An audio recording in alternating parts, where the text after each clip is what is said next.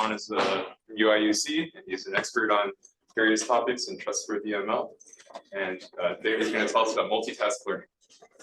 Yeah, thanks, Kevin, for the kind introduction. So today I'm going to talk about a paradigm called multitask learning, and this is a joint work with my student Yuzhen Hu as well as Mei Tong. So first, let me give a very brief overview about what is multitask learning. So imagine you want to build a sensor for your self-driving car, but the sensor takes image from say a street view, but we might want to use the same image to simultaneously complete several tasks.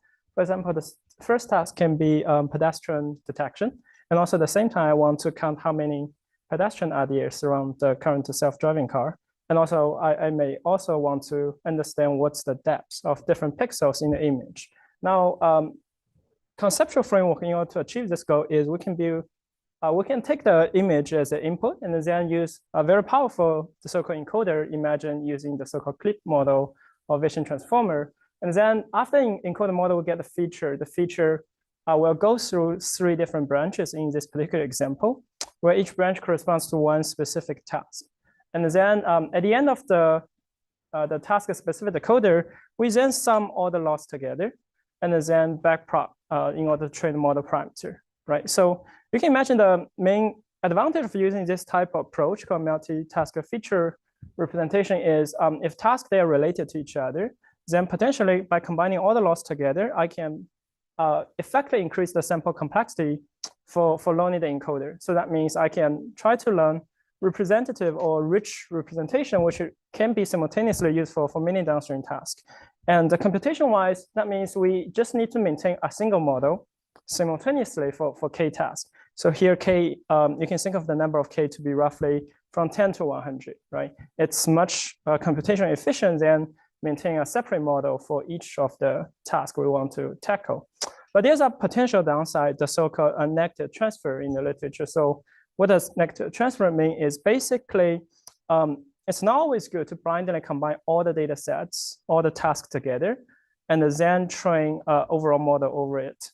And the high-level intuition is that tasks can be conflicting with each other, and then this can cause the sum of the task loss to decrease while the cost of the other task loss to increase, right? So if we try to formulate the problem, essentially the multi-objective optimization is a vector optimization problem.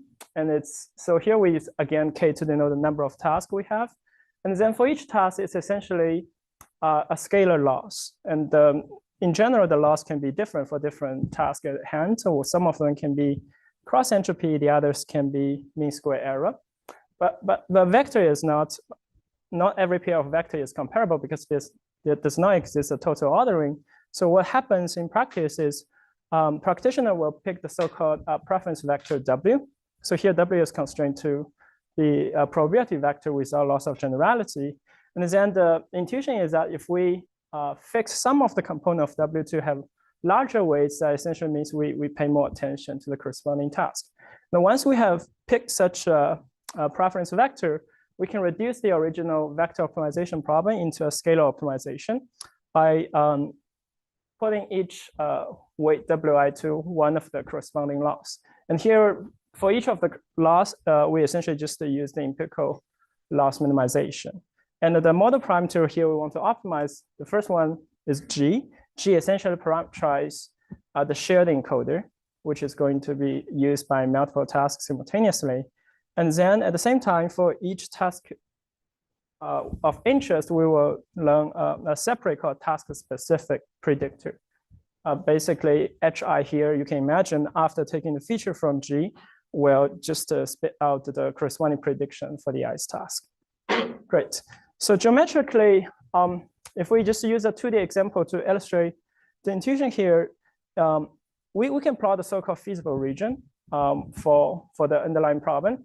So here, each dot on the 2D plane corresponds to one particular choice of my model parameter G and HI.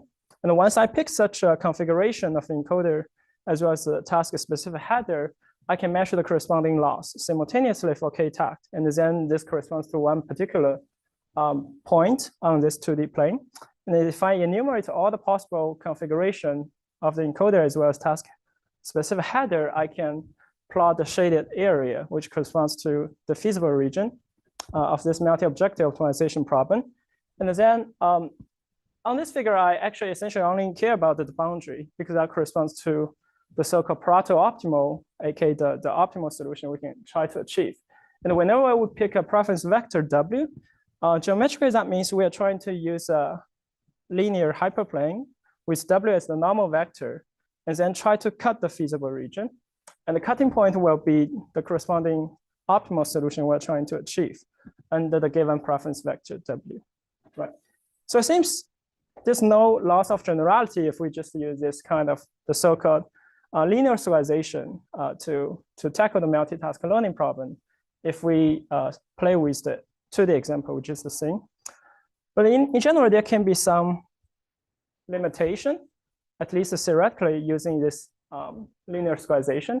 So if we compare the two figures in this example, again, the shaded area F corresponds to the feasible region of this multi-objective optimization problem. And in the left figure, we know that for this problem, we only care about the Pareto front. In this case, corresponds to the green solid line.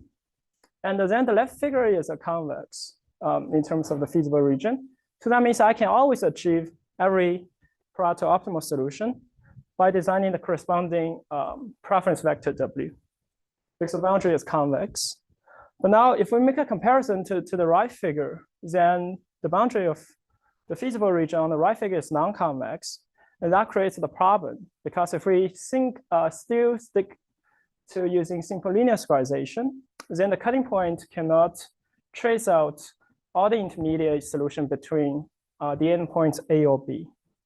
Right, so if we just still use linear serialization, then I can only achieve Pareto optimal solution, which is beyond A or beyond B.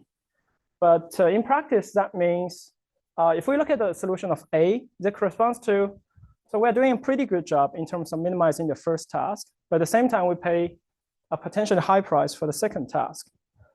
And similarly, if we can only achieve a point B, so that means we are doing a pretty good job in minimizing the second task loss, but we're actually suffering from an increase for the first task.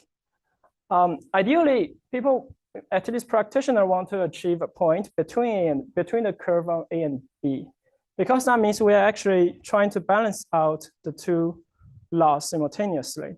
But using simple linear serialization will suffer from this issue. Great.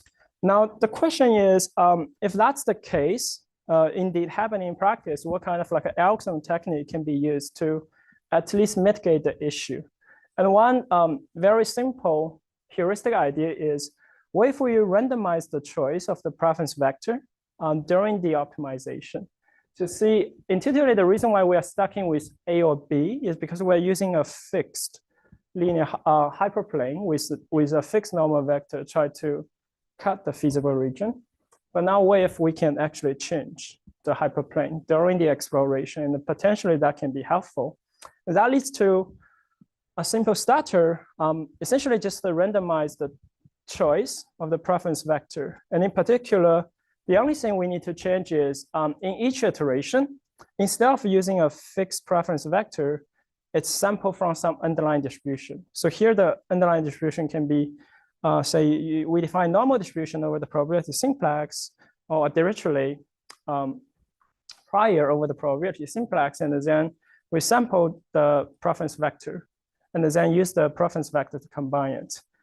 Empirical, at least for small scale data, as well as small scale model, it seems to be working. So here we make a comparison between two type of method. The blue dot corresponds to using equal weights. Say just use 1/k for each of the tasks, and then combine all the loss together. And the red dots correspond to using randomized linear weighting, in the sense that each time it's randomly pick the corresponding preference vector.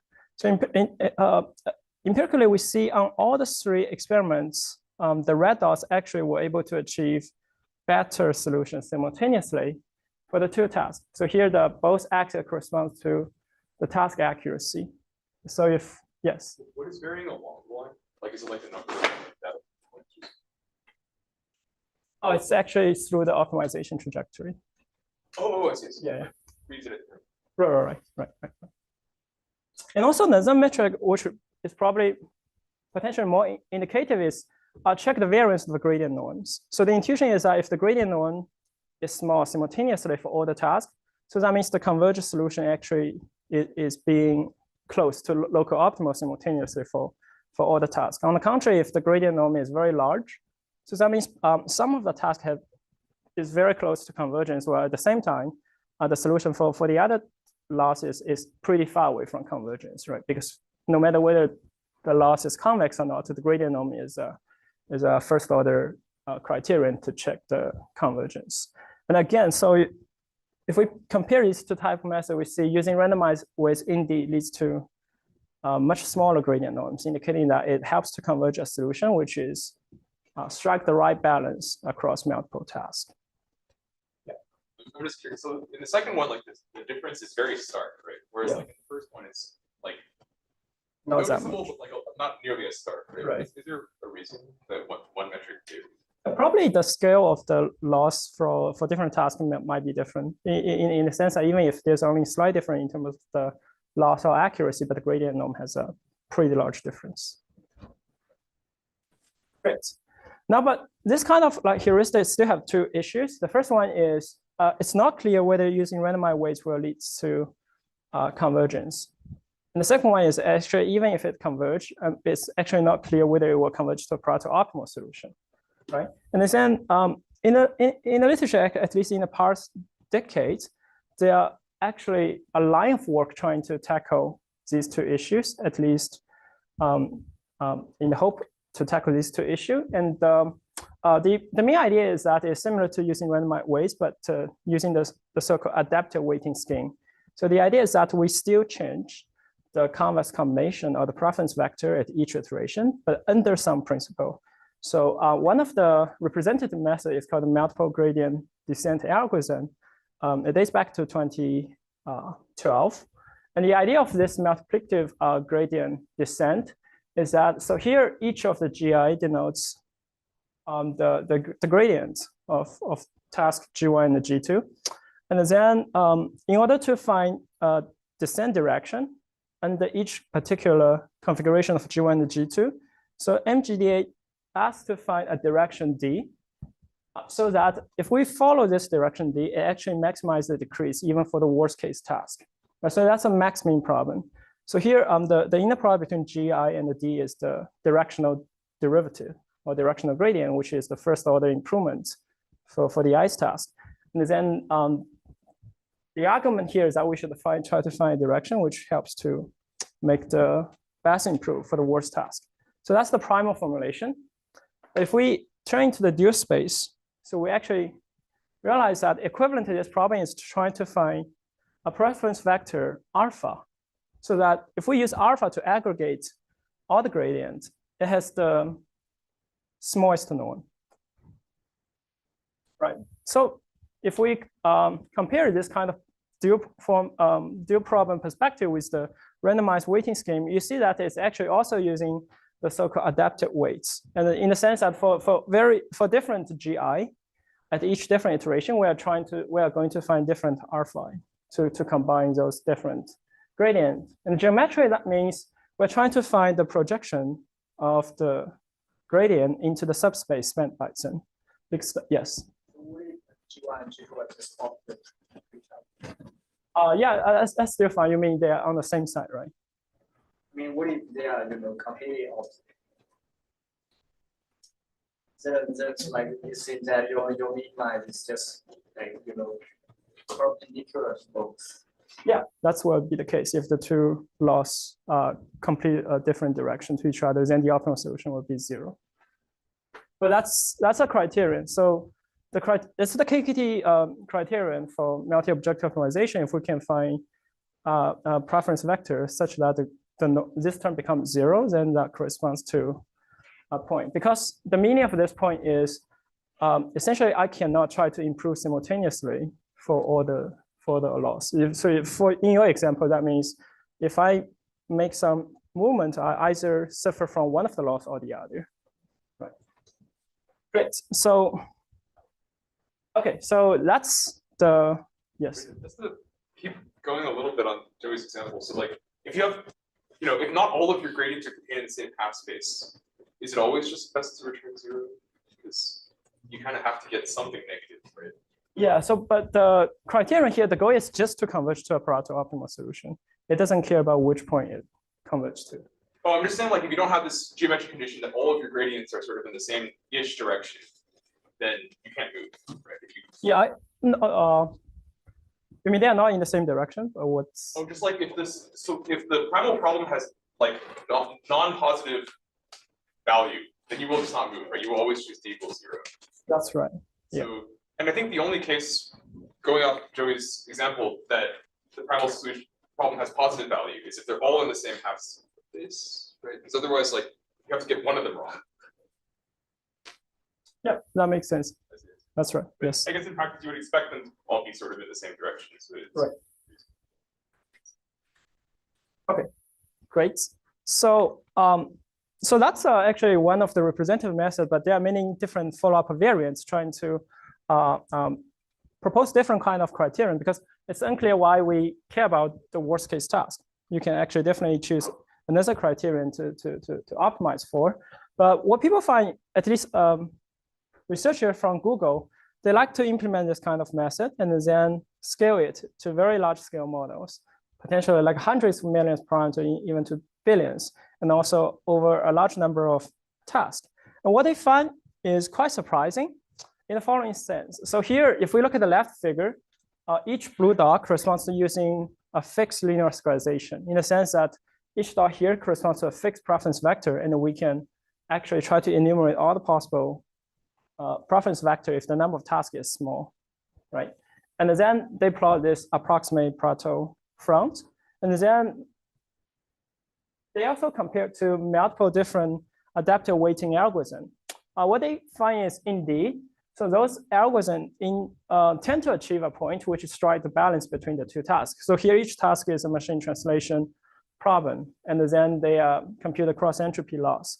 You see that those adaptive weighting scheme indeed tries to lies in the center of the Pareto front, but they're actually not dominating the existing solution found by linear scalarization. And simultaneously, a striking phenomenon people find, perhaps not that surprising in hindsight, is we further increase the model size in terms of both the depth and the width. The Pareto front actually pushed to the outer side, and the shape of the platform becomes more and more convex. And if we check the most outer curve, which corresponds to the red curve, is actually like already approximate to a rectangle. And the rectangle is the optimal solution. It's the degenerate solution where all the Pareto front is strictly given by a single point. So motivated by this kind of empirical observation, here we try to study one problem. So for neural network, we're actually using in practice whether the Pareto front is convex or not. If we try to use it to solve this multi-objective optimization problem, and the answer to this question depends on the model capacity, right? So will having a larger model help to alleviate the issue? Great. Now we start with a very simple model, a linear neural network with only 2 layers. Essentially, the first layer is the so-called feature transformation. It's parameterized by the matrix W.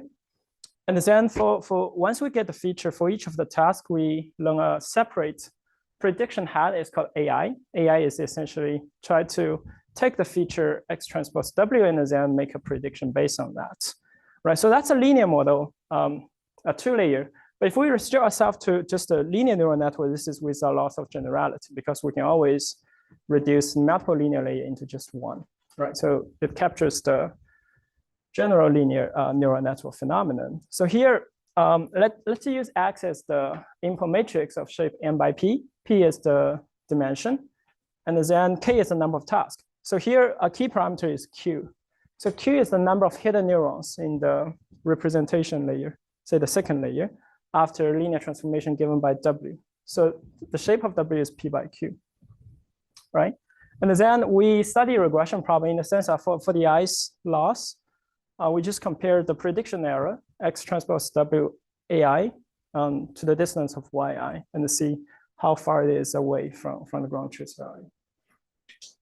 Okay, so That's the problem set up. Then let's first state the simple result for the over-parameterized regime. So when I say over-parameterized, I essentially mean if the number of neurons in the second layer is at least as large as the number of tasks we have, then the Pareto from reduced to a single point. So that's the absolute optimal solution, because all the other points will be strictly dominated by this point if we have a large neural network. So here, the large means we have at least k neurons in the feature layer, right? So we wonder why that's the case. Actually, in hindsight, the observation is pretty clear. It's because we are restricting ourselves to linear model. And then for linear model, there's always an optimal linear prediction given by the ordinary least square prediction. I will use hat yi to denote the optimal linear prediction for the i's task. And then since I have a k task, I can stack them all together into the matrix y hat, right? And the y hat corresponds to the optimal prediction we can aim to achieve. Now, because of the use of mean square error, the L2 loss, there's orthogonal decomposition for the i's task prediction loss. So that means if I want to compare to the ground truth loss with respect to task I, it can be explained by two terms. So here, the second term is approximation error. And this term is irreducible no matter how I optimize my neural network parameter, because that measures the limitation of using a linear model. So this is essentially the approximation error. So that means I only need to worry about the first term. And the first term is the fitting error. Basically, how far away my linear neural network is from the optimal linear prediction. So the idea is that if I can make sure by choosing model parameter W and AI so that the first term becomes 0 simultaneously, then that's the absolute optimal solution for this multi-objective optimization problem. Actually, that's indeed the case in the over-parameterized regime. So the observation is that each y hat I is the optimal linear prediction. So that means it's in the column space. It can be explained by the feature vector from matrix X. But now since I have Q, which is larger or equal to K, and then what I can do is I can just choose a full rank matrix W, so that after picking the W matrix, I ensure that the column space of my features is the same as my column space of my input. And now, if that's the case, so for each of the prediction problem, I still have a separate parameter AI to pick.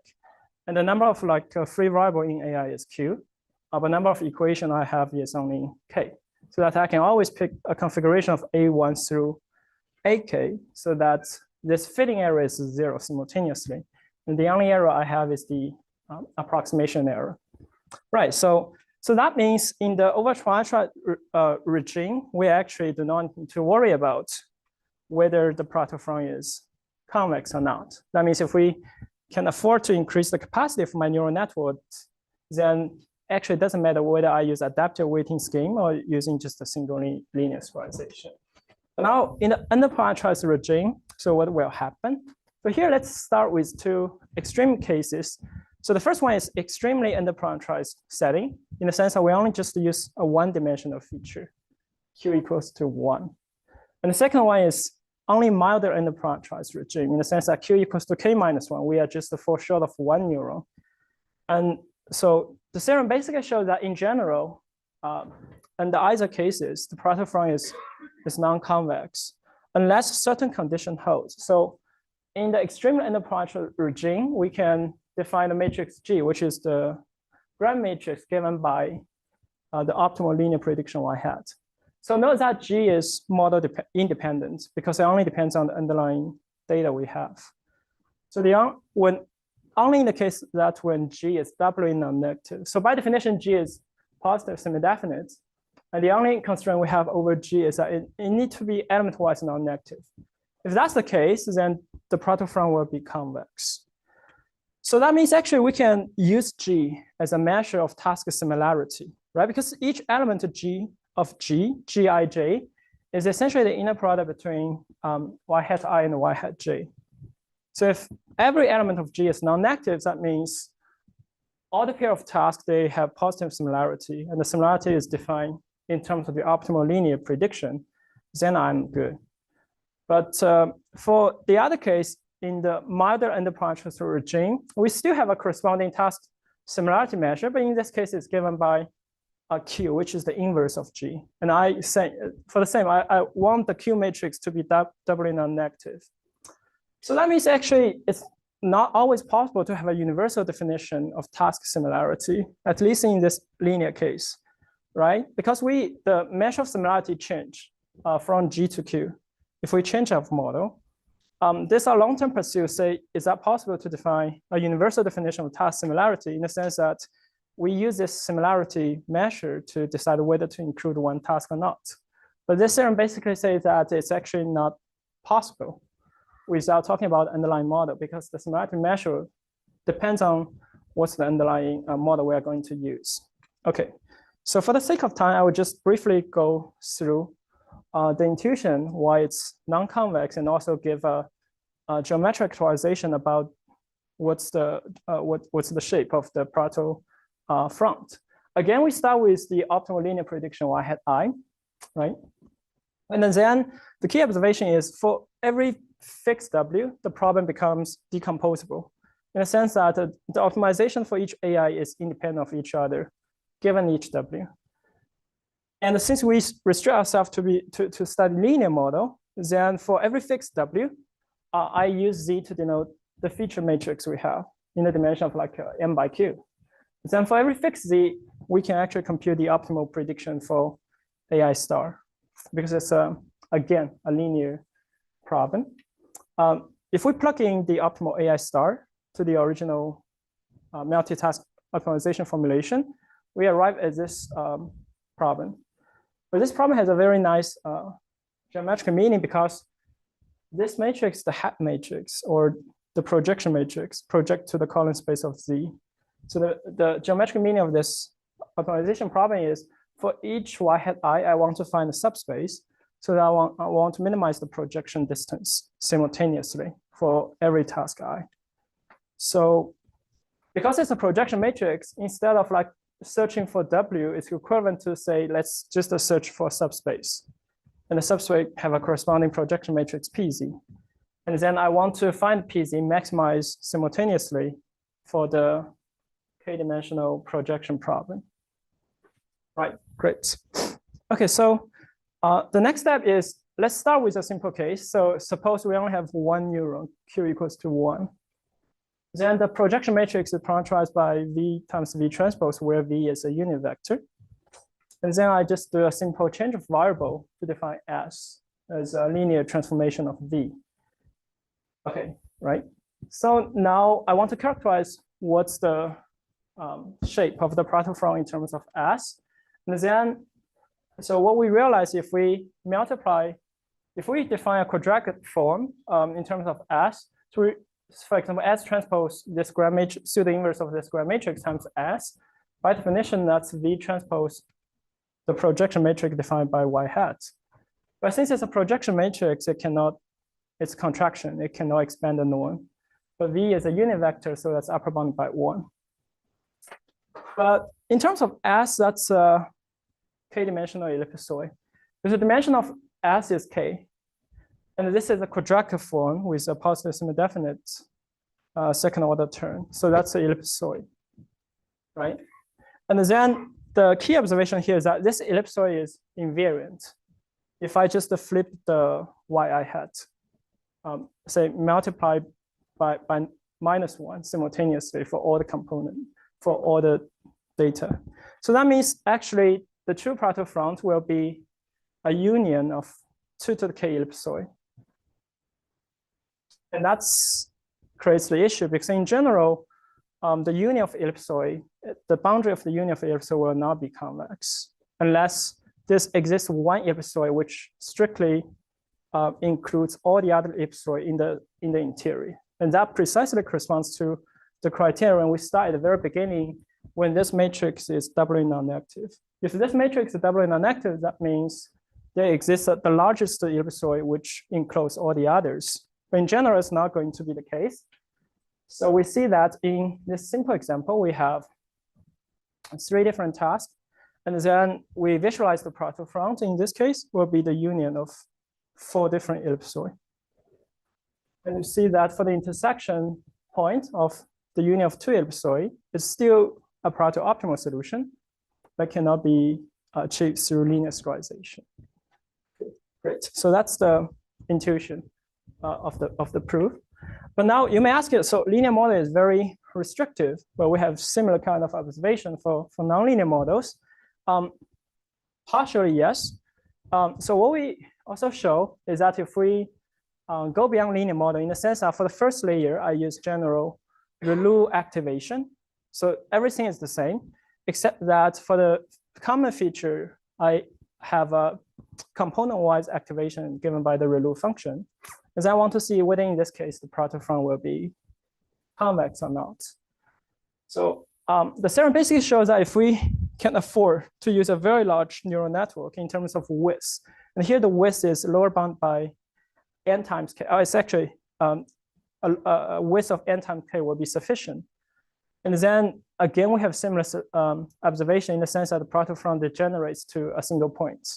And this actually, the proof, I will not go through the proof here, but the intuition is we can construct, if we have a lot of 3 parameter, then we can actually construct a neural network to memorize each data point. And here we have k tasks, and each task has n data points. So effectively, the number of data points we need to memorize n times k. And then I just construct a single neuron for each such model, each such input data. And then that means I only need nk width in order to perfectly memorize all the data points. If I can memorize all the data points, then that corresponds to the optimal solution I can hope to find. But the upper bound is potentially very loose in the sense that the width depends on n. Ideally, you will think about whether your model is rich enough shouldn't depend on how many data points it deals with in the context of multitask learning, but only depends on k, ideally. But this bound does not show the behavior. And also, we don't know whether there's a lower bound in the sense that theoretically, does there exist a threshold so that under this threshold, the Pareto front will be strictly non-convex for nonlinear neural network? But we do some empirical study. It seems to suggest the answer is yes. So here we have 3 different tasks. Each axis corresponds to the accuracy of 1 task. And then we limit ourselves to just use a single neuron. So it's a ReLU neural network with a single neurons. And then the blue dots corresponds to the optimal solution we can try to find using fixed linear scalarization. So it turns out, actually, they converge to the boundary of this feasible region.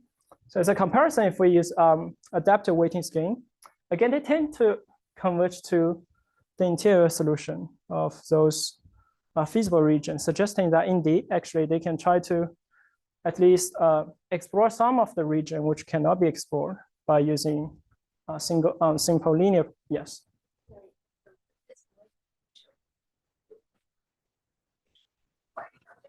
The weight is with respect to the loss. So for each loss, I can specify a weight. The width. The width is only for the feature weight. That's right, yes. Okay, so empirically, it seems to suggest the same story.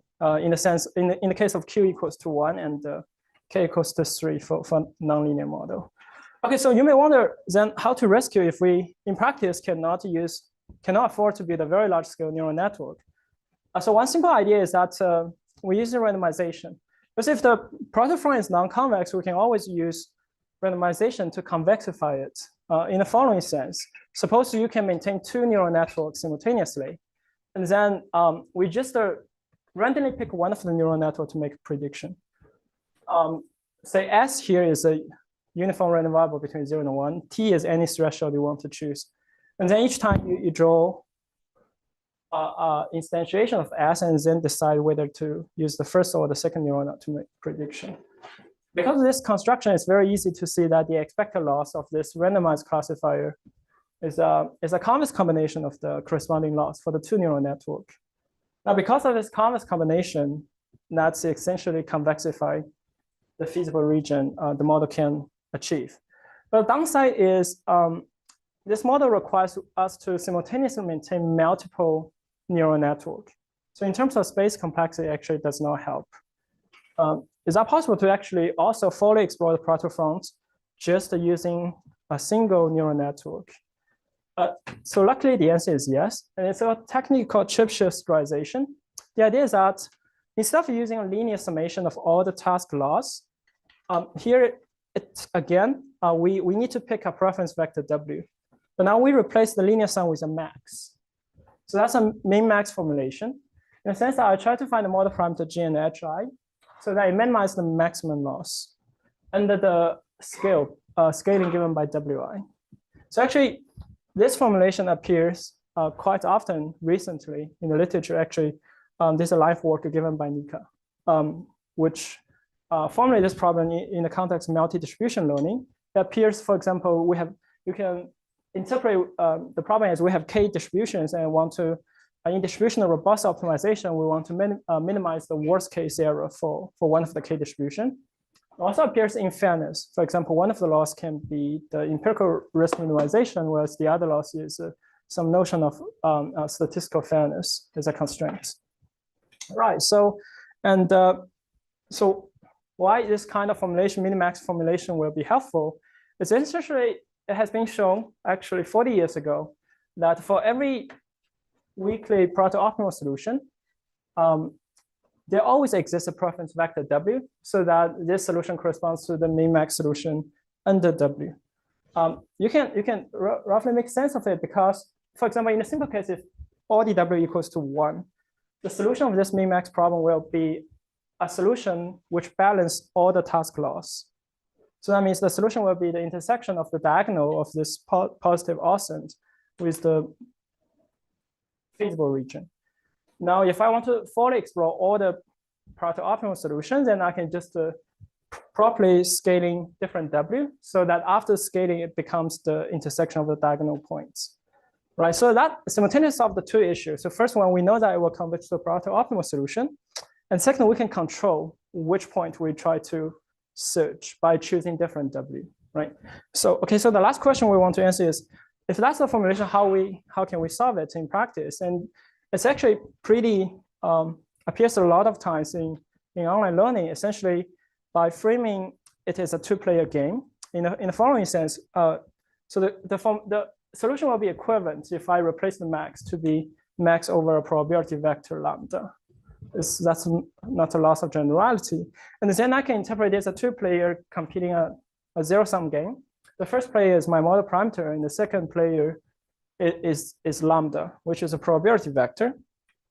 And then, so that means we can reduce the problem into an online learning problem in the sense that each iteration, I randomly sample a batch of supervised data, x, t, and y, t.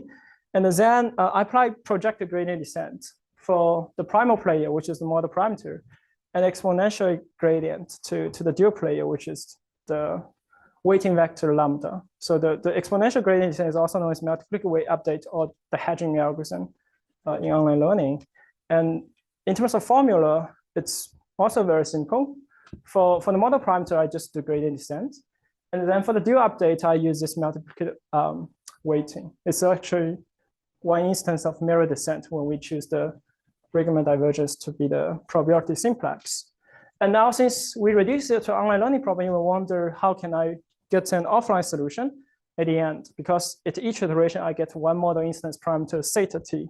And the idea is that we use the so-called adaptive online to batch conversion in the following sense. For each intermediate solution, it starts with a credit of 1.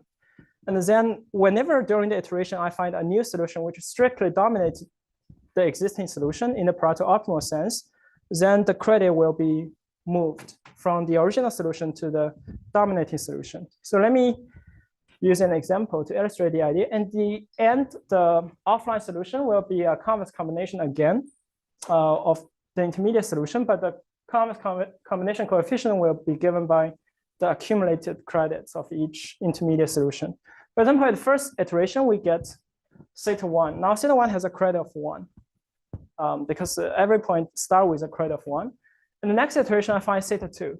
But theta 2 is dominated by theta 1. So the credit of theta 2 is moved from theta 2 to theta 1. Now, theta 2 have credit 0 and theta 1 have credit 2.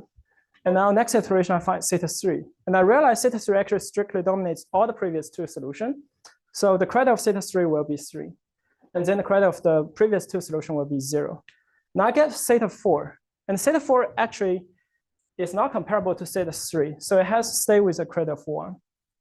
And the final solution will be convex combination given by the credits accumulated in the process. And then under some assumption on the loss function, essentially convexity, smoothness, as well as boundedness, we can show that the expected solution, there's an expectation because each time which, by reducing it to an online learning problem, so the expected value of the objective function is actually converged to the original min-max solution. And it's given by essentially d over square root t. D is the number of parameters we want to optimize. T is the iteration. And this actually, I want to say, is not the optimal one we can get if we have offline algorithm. I think Nika gave a talk 2 weeks ago, and the correct spelling here should be b plus k. And if we just use online to batch, as in our case, we will have d times k, because each time we have k observation, one from each of the tasks. Okay, great. And now, empirically, we also make a comparison. So the first row corresponds to using linear scaling. And here, the Pareto feasible region is non-convex. And it shows that if we use linear scaling, we can only converge the two extremal solution, which is pretty bad in this synthetic example, because that means we make the maximum error, at least for one of the loss. But using the Chebyshev scalarization, we actually will be able to explore all the balanced solution by properly choosing the preference vector W. And it also happens if we compare the stability and as well convergence rate between the adaptive online to batch versus just using solving the min-max problem directly using subgradient descent. Great. So if you are interested, we actually open source our implementation for this line of work on GitHub. And here's a brief summary of the talk today. So basically, the problem of whether the product from is convex or not depends on the capacity of the neural network we're trying to use.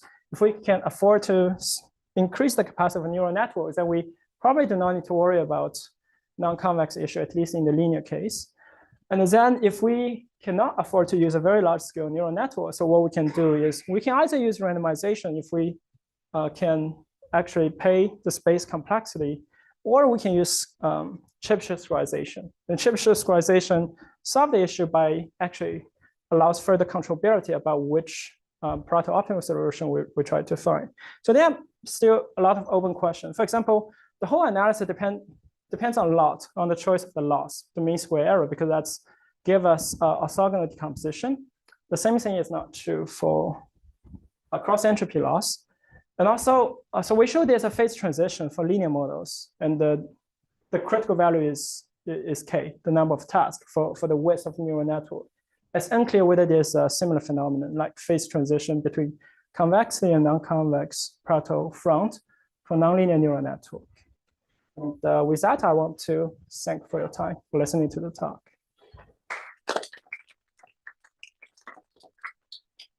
Cool. I guess we have time for one quick question. And have you thought about if you take a very wide neural network with many neurons, but you restrict the norm of the weights? That you, for example, restrict the actual norm of the weights, if it would then still be convex? Yeah, so we actually didn't study this problem. I'm not sure to the answer to your question, because the construction does not actually have a restriction on the weight, but it could be the case. Yeah, that's a good question. Cool. Yeah, let's thank our speaker again.